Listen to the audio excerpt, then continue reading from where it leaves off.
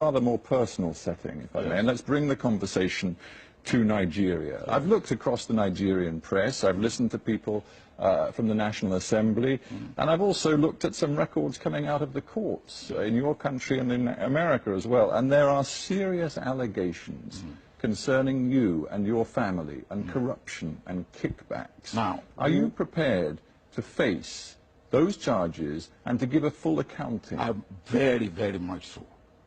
Very much so. And if you have any evidence, Steve, please show it to me, and I will defend myself anywhere in the world. Well, because what you are saying is absolute nonsense, without due respect. I am the only leader in Nigeria that has been examined and reported upon by the anti-corruption bodies in Nigeria. I am the only one. When your successor took over, he described corruption in the country as endemic, and he said it was the country's elite that was responsible. Well, he is one of them. One of what? He is one of Nigeria's elite. Of course he is, and he's saying, as he takes over and looks at what is happening inside government, there is corruption to the very top. That doesn't reflect well on you. He said that. Did he mention Obasanjo? Did he mention Obasanjo, Steve? But you were the president. You were responsible for the governance of your country. No, I'm not responsible for the corruption of every Nigerian. Not every Nigerian, but you are, in the end, the chief executive of a country which your own successor says is endemically corrupt. You have made strong allegation against me personally, and against my family. I'm coming to that. And you have no way to substantiate it. Substantiate it. And if not that this is something where you are taking undue advantage, I will have even said that. Let's talk. I will go beyond here. Well, let's talk specifics then. Halliburton and various Halliburton subsidiaries have paid vast amounts of money in fines in the United States because of bribes and corruption paid out to Nigerian officials. And if one takes the testimony... Are those Nigerian officials, am I one of them? Well, let's talk about that.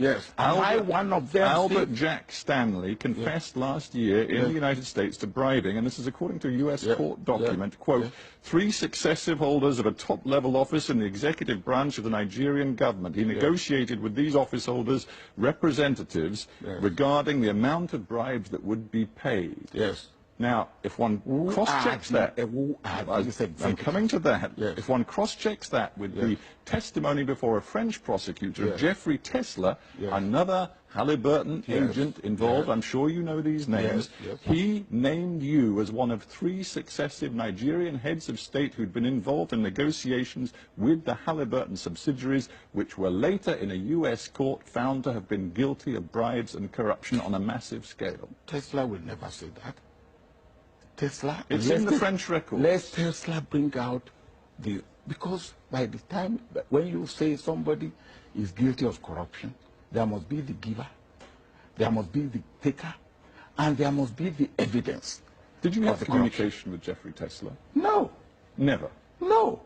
Absolutely never. Despite anything he has testified. Not me personally. As you know, he's been arrested. And the U.S. is now seeking his extradition. Are you worried about what he may say in a U.S. court? I am not worried.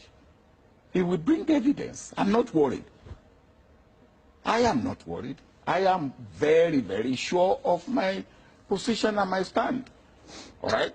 I do not say that people in my government were not corrupt. But I am. Well, let's stop you just there. Are you saying that people in your government were corrupt? Of course, I will not. Can you say the people in the government of any country are not corrupt? But I'm talking about senior people. I'm talking about ministers. I'm talking about your closest allies. Do you now believe some of them were corrupt? Well, my vice president had something to do with Jefferson, which is part of the case in America.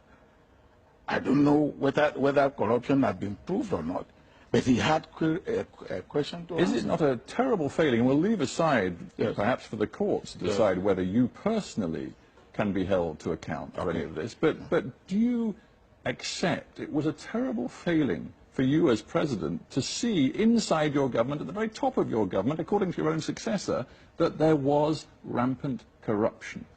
I do not accept that, because if in any government, somebody is found to be corrupt, the onus lie on the head of that government to bring that man to book.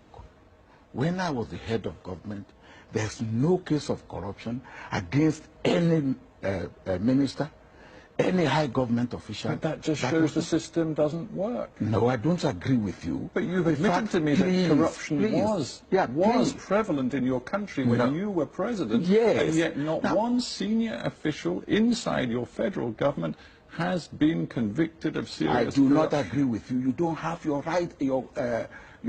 facts correct. In my government, 3 ministers were charged to court. In fact, one died in the process. The Inspector General of Police was charged and convicted. The President of the Senate in my own party was charged to court. A Minister of Education was charged to court. What more do you want? One of those people who currently is under investigation is your own eldest daughter. Yes, your own eldest daughter. Yes, what happened to my eldest daughter? She is still being investigated by the anti-corruption watchdog inside your own country. So what?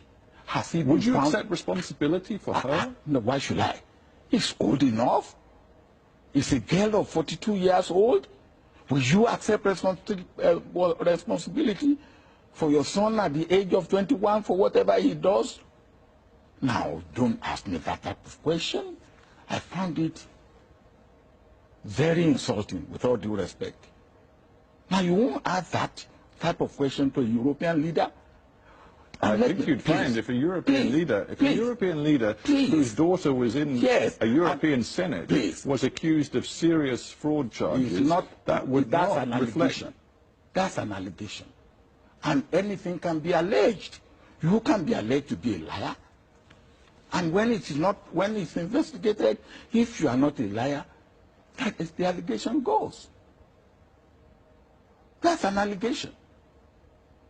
And you don't work on allegations. I said it was an allegation. Yes, then when you have what I would ask you before we finish is this: Nigeria is one of the in terms of resources, richest countries in the world. I think you're number 7, number 8 in terms of oil exports in the entire potentially rich country.